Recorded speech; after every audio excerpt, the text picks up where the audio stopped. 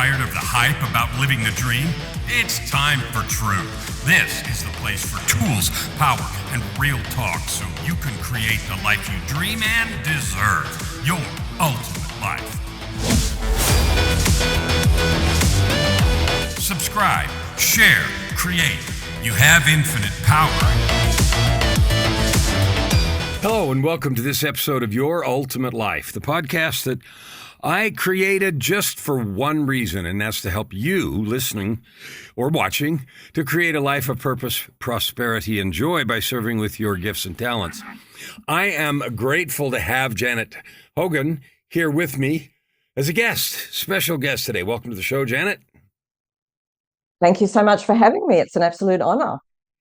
Well, I'm delighted, and so we'll just jump right in. I'm not going to spend the time introducing you. That'll sort of unfold as we get talking here. So I'd like to ask you first, and I don't want you to be bashful. I want you to be fulsome, as a matter of fact. So tell me the things that Janet, in her life right now, intentionally is doing to add good to the world. The thing that I'm doing to add good to the world and be the best version of myself in the process, because I think that's how we do the greatest good.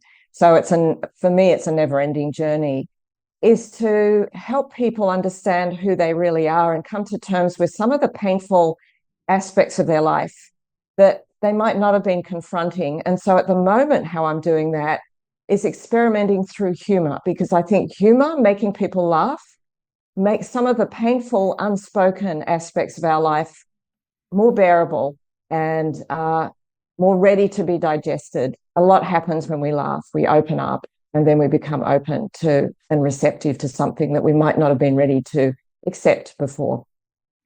So I love that, and we're going to dive into several pieces of that. You said two things in the beginning. You said help people become the best version of themselves, which is a sort of cliche phrase that we all use in the personal development world. And you said by being the best version of yourself. And so that is a way, and a fabulous way, to help people be the best version of themselves. So why do you equate being the best version of yourself with helping others and adding good to the world? I think how we transform ourselves is how we resonate with others. It's almost on an energetic level. So I agree, I hate that trite expression, becoming the best version of yourself. It's the first thing that popped out of my mouth. No, it's because okay. It's not I an use absolute. it too, but it's just one of those it's things. Not an right? absolute coming a happier, more contented, more joyful version of myself. But I feel that we do that in the way that we least want to do it, which is actively embracing discomfort, the things that we're most scared of. So I did an exercise, it wasn't even that long ago, might have only been about 6 months ago, actually, where I wanted to break down. I mean, we all know that we're scared of stuff, and of course, it's a fear mongering world that we live in. We only have to turn on the nightly news to know that. It's all about, this is what you should be scared of today, folks. But also I feel that we've got our personal brand of fear within us. That's almost like it's our job to identify what that fear is. It might be a fear of scarcity. It might be around money. It might be a fear around asking for help. It might be a fear of making a mistake. I mean, there are hundreds and thousands of different types of fear. But to get clarity on what it is that we are personally, each of us, most afraid of, and going there, the place that we least want to go to. So when I did this exercise on myself, and I've been living in Bali for 12 years, and I've been fascinated by personal development, just like you, Kellan. So let's say I've done a lot of this work on myself already.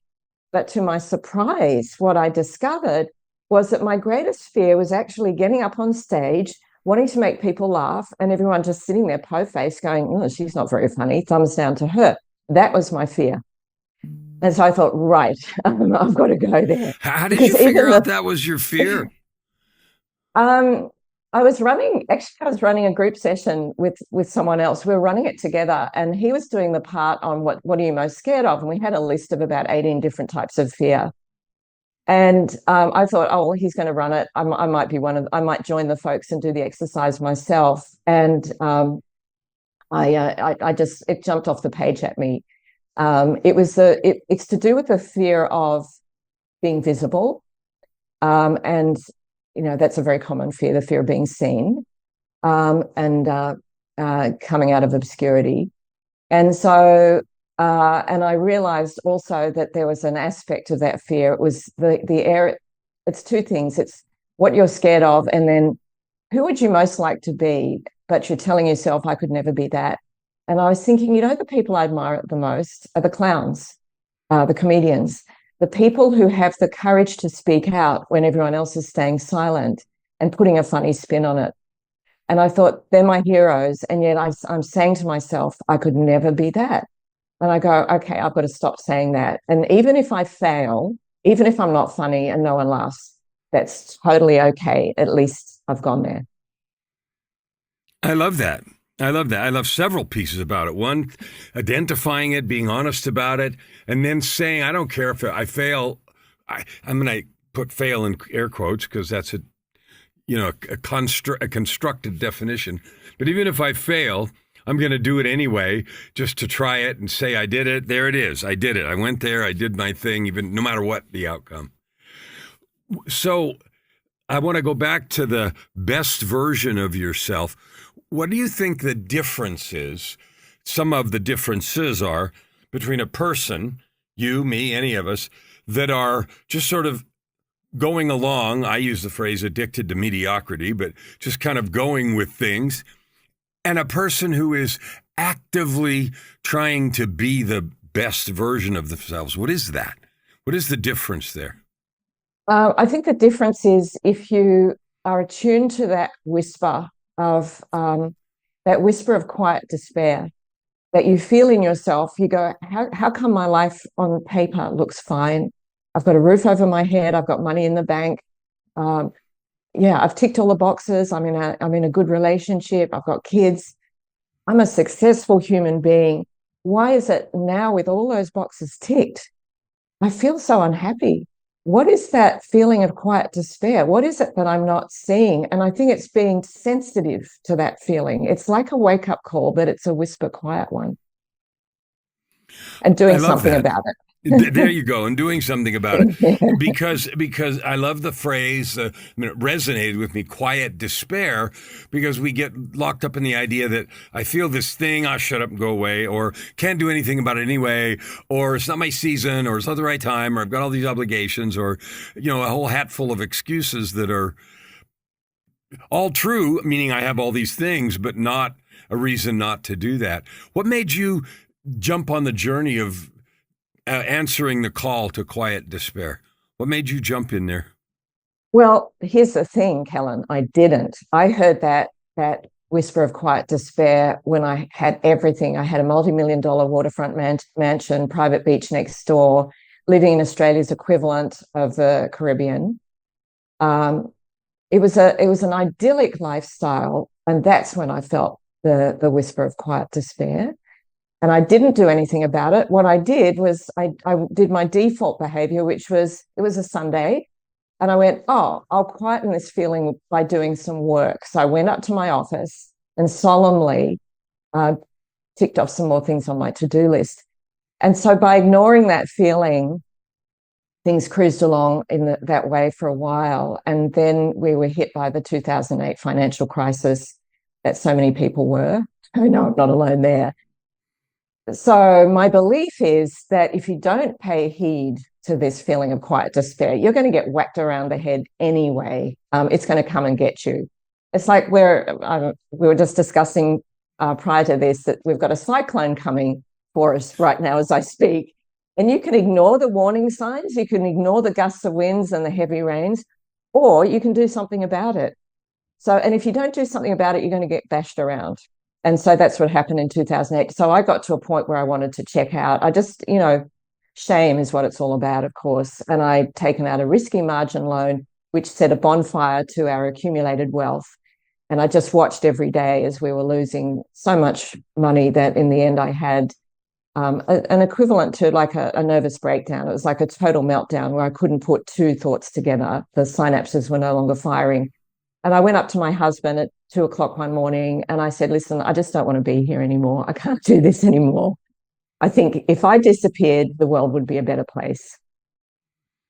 So what happened? Did you take, obviously, since we're talking, you didn't take action or effective action on that. And I'm not joking about it at all, because a couple times in my life, I actually attempted to end it. And so in this, as serious as it is, what happened? I mean, you felt like that, you had a dissociative event or a nervous breakdown or whatever you want to call it. So, and that acted as a wake-up call. What happened next? I think what happened, the reason I felt so much shame, Kellan, was that I took full responsibility for losing all our money. I felt it was all my fault. And this goes back to, programming from my childhood about being the naughty girl. So once again, I'd committed the extreme, the ultimate act of vandalism, with everything we've worked so hard for the last 30 years. And I think it was one gesture that pulled me off the edge, which was my husband, who'd been really angry about it up until that point. He just put his arms around me and he said, "Darling, we can get through this together." And it was just like this tiny light that I wasn't alone in that point. And from there, over a period of months that turned into years, I found myself just having to find out, what the hell am I supposed to be doing with my life? Because I've got all the material assets and clearly that hasn't ended well. What is it that I'm doing wrong? And that's when I went on my journey, as so many of us do, to try and find the answers externally.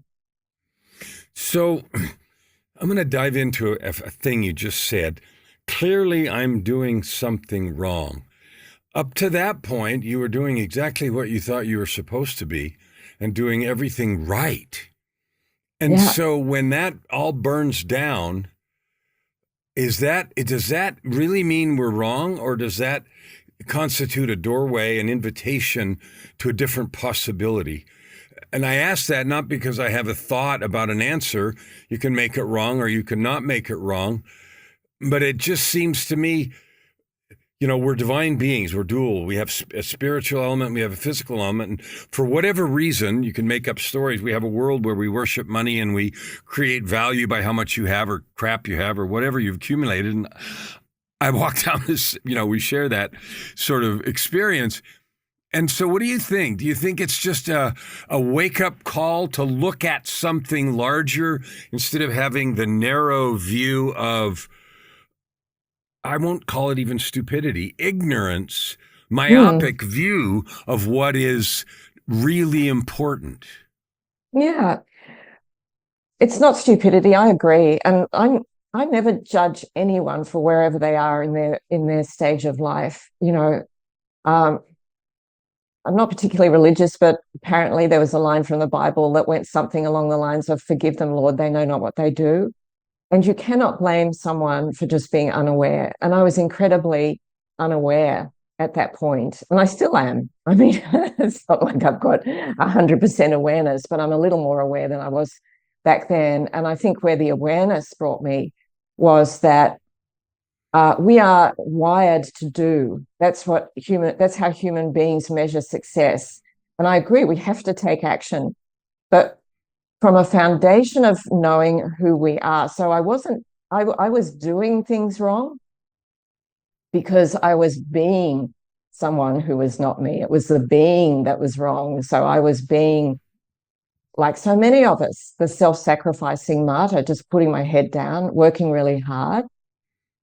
We ran 6 different businesses, a cafe, then an advertising agency, then we did massive land development, then we ran a destination wedding business of all things, and creative consultancy. And these were all aspects of doing, but none of them actually felt fulfilling. So that was the quest. How do I get this feeling that is the opposite to this inner void, this lack of feeling full? How do I get that? What is that all about? So that brought me back to, okay, what am I really supposed to be doing with my life? How am I supposed to be? Who am I?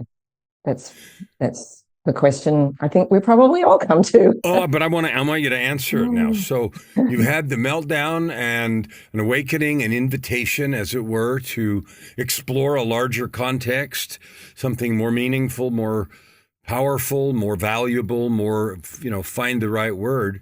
And so if it is in the being, which I agree, and who you were being before was somebody else, what is valuable to you now, and who are you being now?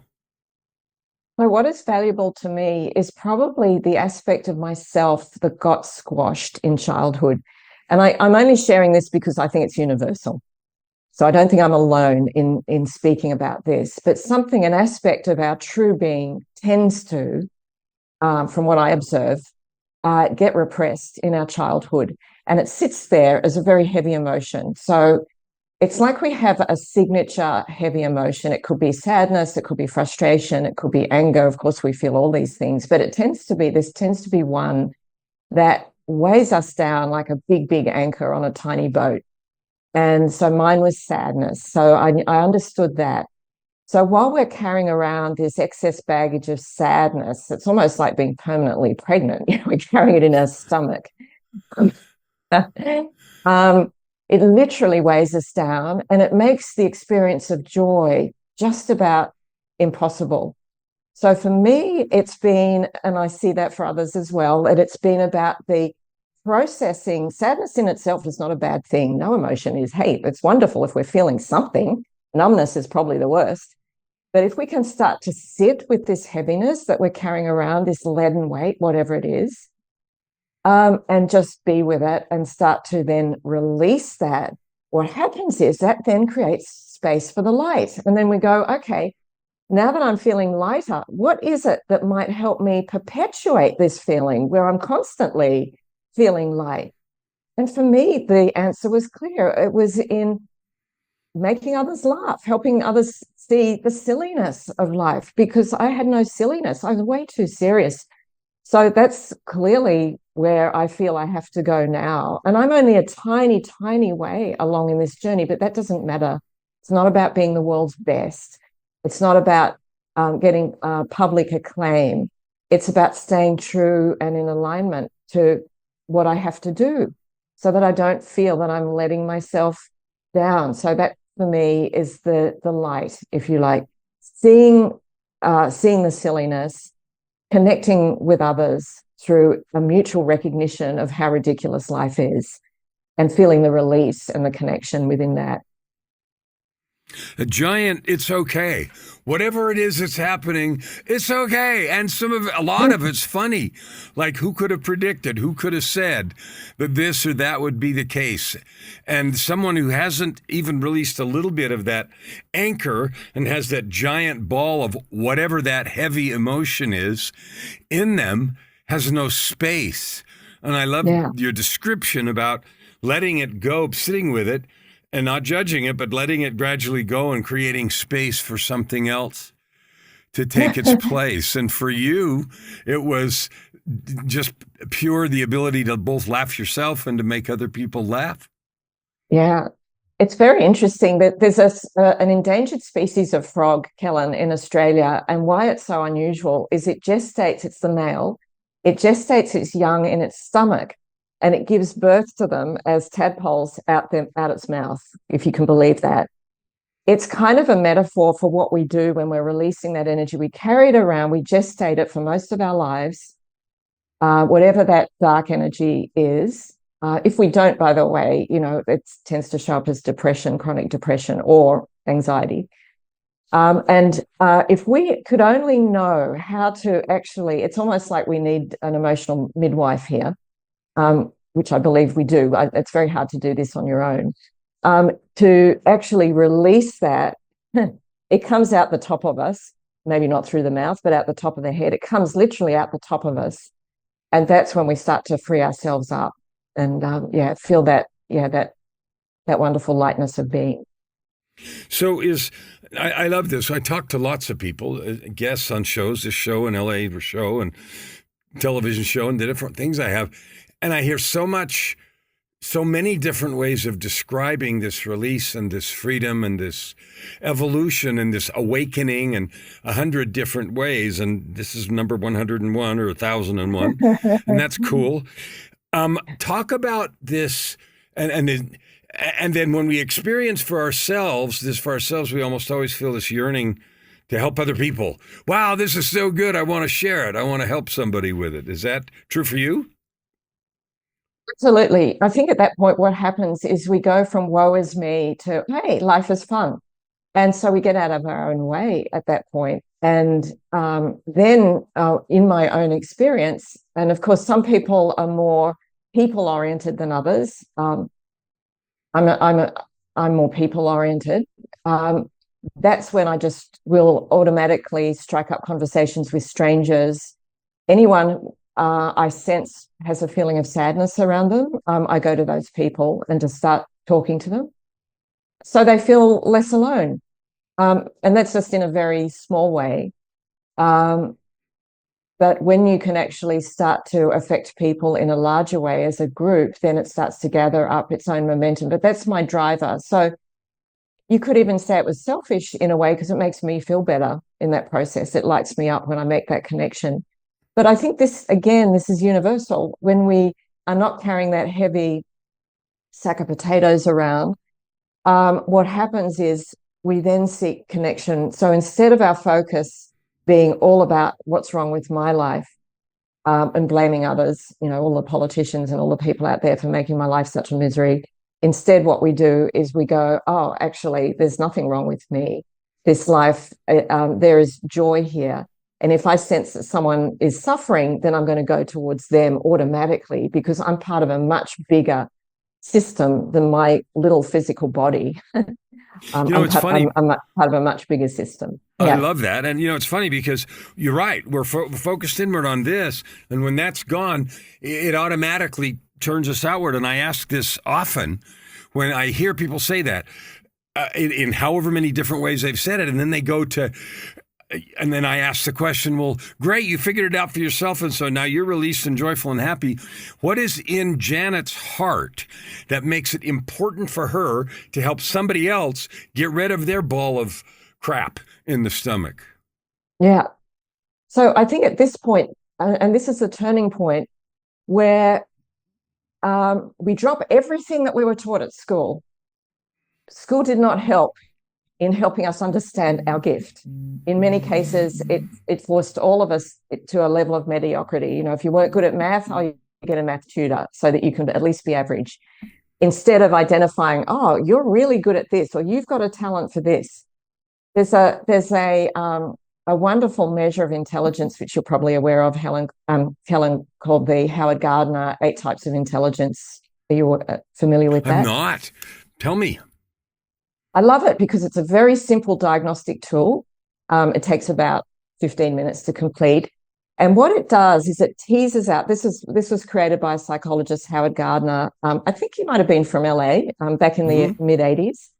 And so, how at school, the focus has been really on compliance, keeping us compliant, which means we have to learn how to read and to write and add numbers up.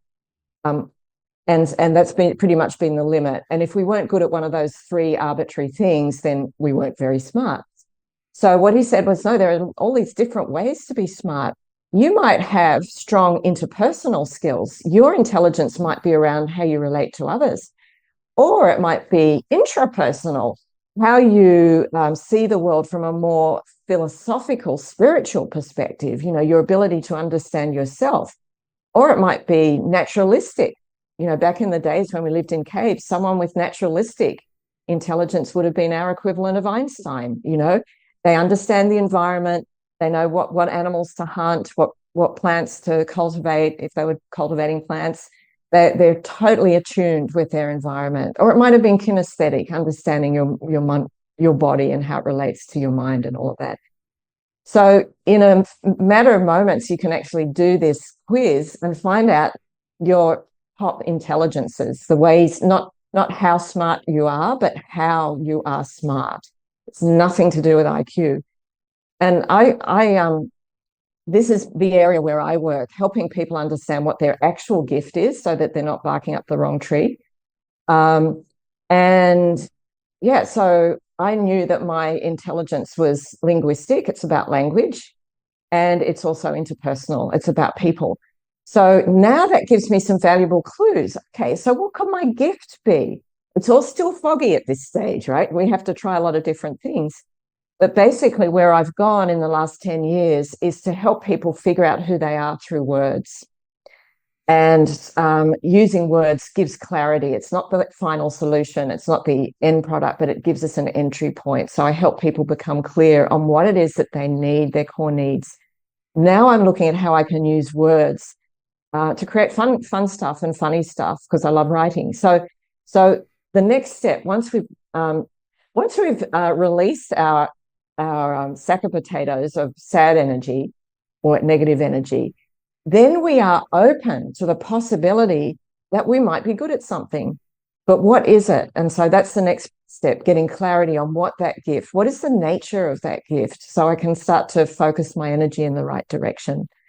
So that's the next step. I love that. And thank you for teaching us that.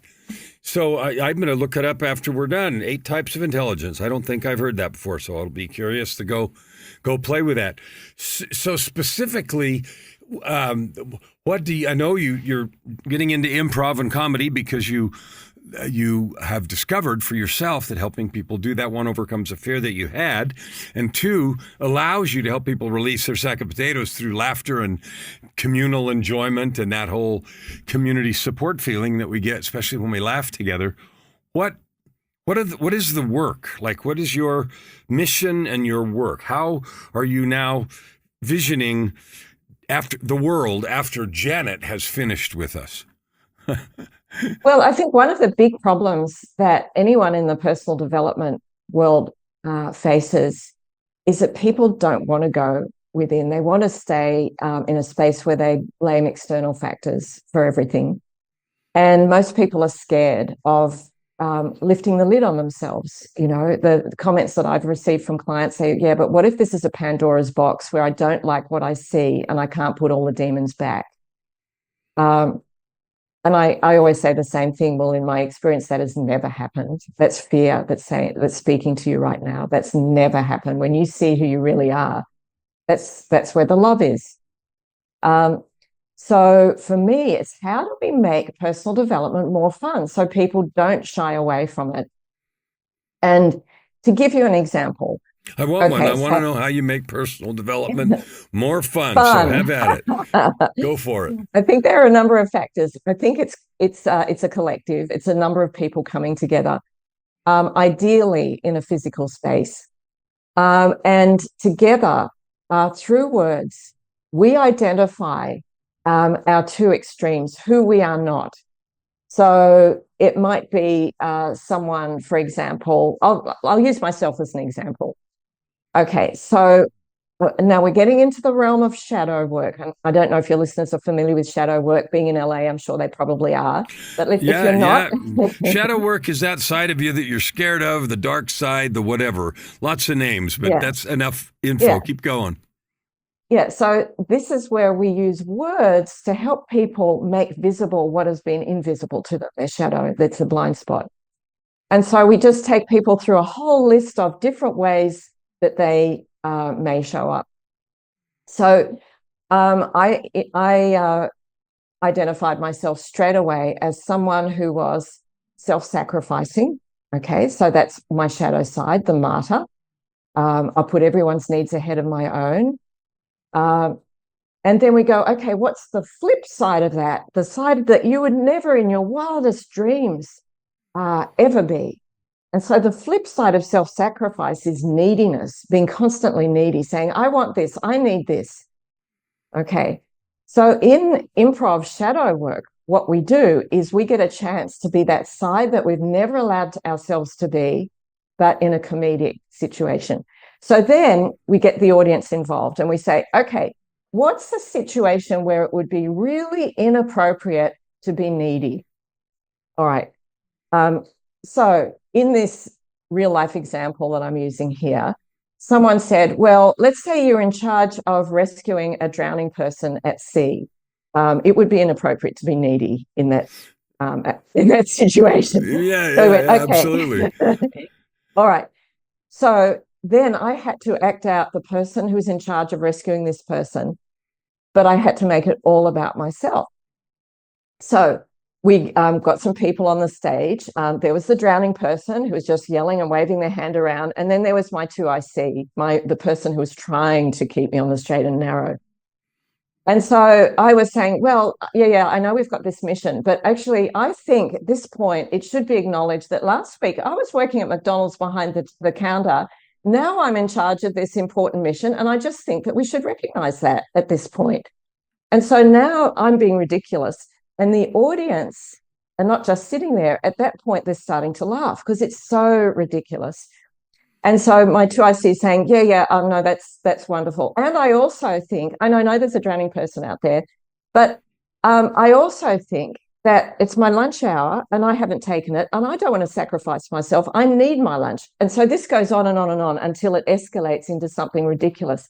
What's happening is I'm feeling the connection with the audience who are laughing at how absurd this is. And I'm going, oh my God, that was really fun. I loved being needy, this aspect of myself that I've never, ever given myself permission to be. So that's just an example. That was relevant to me. We all have these diametrically opposed aspects of our shadow self. How we're showing up, most people, our friends and family, can probably recognize it at 1,000 paces, but we can't see it. Right. And then the invitation is to be the opposite of that, the part of you that you could never in your wildest dreams imagine yourself being, and allow yourself to be that and have the approval of your fellow humans saying, you're funny, that was really funny, thank you. No, finish if there was more. Just to say that in that particular session, other people played out their shadow aspect and got a similar response. There was the manipulative coach who was saying, I'm not going to touch you, doing Reiki, and then touching this person and saying, I'm not touching you. And they for them, the devil was being someone highly manipulative. And yet as they were being this highly manipulative person, everyone was laughing because it was so ridiculous.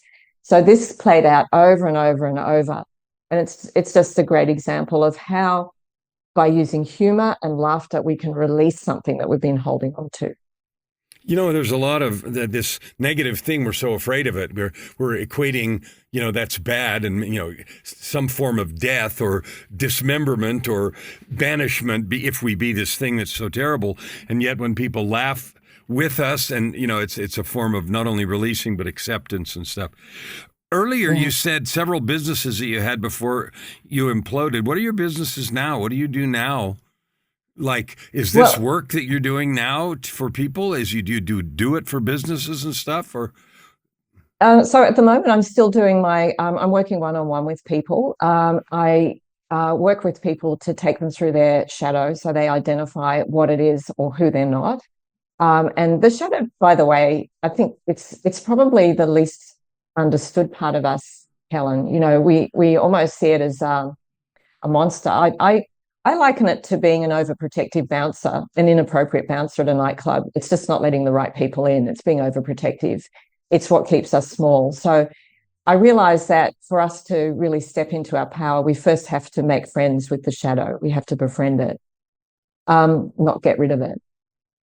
And then from there, I help people actually understand what their gift is through doing diagnostics, like I mentioned before, the 8 types of intelligence, and there are many others as well.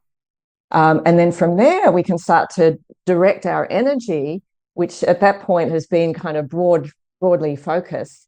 We can start to make it laser sharp towards a particular, ideally, who is our ideal audience? What do they want or need? And how do we deliver that through our talent and our passion, the two coming together? So that's what I'm doing on a one-on-one basis, but I'm kind of taking a sabbatical now. I'm giving myself the space to actually develop this humor further and see how I can translate it to personal development. It is a work in progress, but that's where I'm at in this journey. If someone wants to follow you or find out more about you, I know you said you're in sabbatical a bit right now, but if someone's curious, wants to chat, wants to, I don't know if you do a lot of social or any social posting, or if you write Medium articles or whatever, where would that be a good place to as a follow-up to hearing you talk? What would they need to do? My website's probably the best place to understand what I do and why I'm suggesting that too. There's a quiz there where you can identify what your core needs are, because that's where I find, as a recovering martyr, I never understood what I needed, and I never thought that was important anyway. So I start there with needs, and we're not talking about more money in the bank or more friends. It's the more what would I say, concepts of need, like I might need to feel more power, I might need to feel more connection, I might need to feel more freedom. There's something about putting this into words through a process of elimination. So there are 150 or so options with this quiz. So you can start to become clear on, okay, what is it that I need? And that sets a goal, if you like, a target. So anyone listening to this, if they go to my website, janethogan.com, they'll scroll down and find that quiz link and do that. And then I'm happy to jump on a 15-minute call if you've done the quiz, just to help you. We call it the triangle of success. There's a way of reading the results that give you your life's mission statement. And because I'm a word nerd, I'm very good at helping people become clear on what their life's mission statement is. And so I'm happy to do that for any of your listeners. And if they want to go further with it, they can do that.